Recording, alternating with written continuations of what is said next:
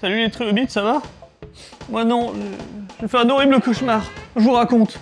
On était tous ensemble, vous, moi, dans un grand jacuzzi, on barbotait pépère et puis d'un coup, il y a un monstre énorme qui nous a attaqués. Il était horrible. Il avait plein de nageoires partout, il avait 2 tentacules comme ça. Oh. Il avait une bouche en forme d'anus. Désolé, j'ai paniqué. Bon, salut les trilobites. Et depuis que j'ai commencé, on a fait à peu près toutes les classes d'animaux. Les reptiles, les oiseaux, les dinosaures, les mammifères.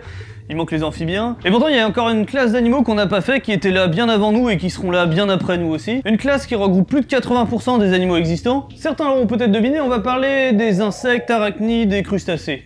Enfin, plus précisément de leurs ancêtres, parce que pour ça, on va remonter plus loin qu'on n'a jamais remonté, c'est-à-dire à moins 500 millions d'années. Au Cambrien, une époque où sur Terre, il n'y avait absolument rien. Hein. Pas un arbre, pas une fleur, pas un papillon, pas une crissine boutin, rien, que dalle, rien du tout. Par contre, dans l'eau, la vie grouillait. Hein. Il y avait des éponges, il y avait des vers, il y avait des trucs comme ça. Une époque où nos très loin ancêtres ont sans doute ressemblé à ça.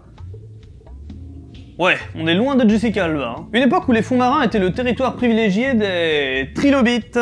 Ils étaient quasiment partout, il y en avait de toutes les tailles, de toutes les formes, mais j'y reviendrai plus tard, ils auront un épisode à eux. Et à l'époque, la vie c'était déjà la jungle, la loi du plus fort, et c'est là qu'intervient l'Anomalocaris. Oui, je me suis entraîné à le dire avant cette fois. Alors, l'Anomalocaris, je fais souvent la blague de Dame Nature qui était bourrée quand elle a fait certains animaux, et bah là, je sais pas ce qu'elle a pris quand elle l'a fait, mais ça doit être violent. Donc, il fait partie des arthropodes, qui donneront plus tard les insectes, arachnides et crustacés. Son nom signifie étrange crevette, parce que lorsqu'il a été découvert dans les années 1900, on a d'abord cru que c'était plusieurs animaux. Sa bouche une méduse, et ses tentacules le corps d'une crevette. Il est une des premières créatures à avoir eu des vrais yeux, et pouvait mesurer jusqu'à 1 mètre de long. Il était carnivore, se nourrissant d'à peu près tout ce qui passait à sa portée. D'où ces espèces de tentacules qui pouvaient se déplier, choper tout ce qu'il trouvait pour l'emmener jusqu'à sa bouche. Sa bouche qui ressemblait à ça.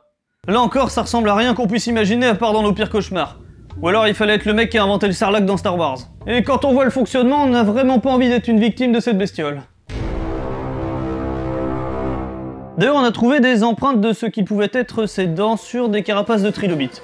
Ce qui veut sans doute dire qu'il en bouffait. Et attendez, ces tentacules, ces nageoires, cette bouche en forme de trou du cul. C'est lui. Ah, on se calme, heureusement qu'il s'est éteint celui-là. Dites-moi, pour ceux qui ne le connaissaient pas, si vous auriez pu imaginer qu'une telle bestiole ait existé. Et d'ailleurs, il avait plein de copains tout aussi bizarres que lui, j'en parlerai peut-être un jour si j'arrive à trouver des infos. Alors niveau film et série, j'ai rien trouvé, hein, mais si c'était le cas, ça serait directement un film d'horreur. Par contre, il est dans le jeu Jurassic Park Builder, il apparaît vite fait dans un jeu que je ne connaissais pas du tout, Endless Ocean 2. Il est dans Pokémon Saphir, Ruby et Emerald. Ah voilà. Là, il est mignon. D'ailleurs, j'ai trouvé aussi qu'il existait en peluche, donc si vous voulez ne pas me faire plaisir, vous pouvez me l'offrir. Ou alors, l'Anomalocaris, ça sera la crevette cauchemardesque. Et toi, comment tu l'aurais appelé? Voilà, c'est fini. Merci d'avoir regardé, j'espère que ça vous a plu, et j'espère que vous penserez à lui cet été quand vous irez vous baigner. Bon, après lui et le dimorphodon, faut que j'en trouve un mignon pour la prochaine vidéo. À la prochaine!